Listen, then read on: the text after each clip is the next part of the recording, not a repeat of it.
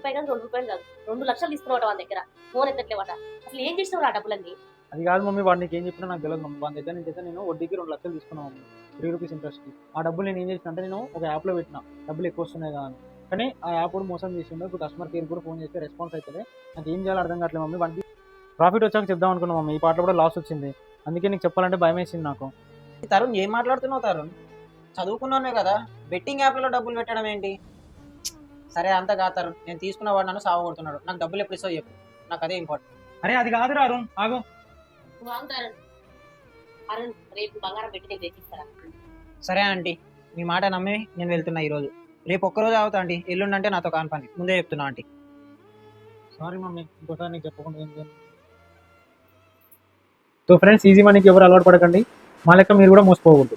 వీడియోని ఎవరిని ఉద్దేశించి కాదు, జస్ట్ స్క్రిప్టెడ్ మాత్రమే. నేను అప్పేం తీసుకోలే, జస్ట్ ఇది క్యారెక్టర్ మాత్రమే. ఓకేనా, బాయ్.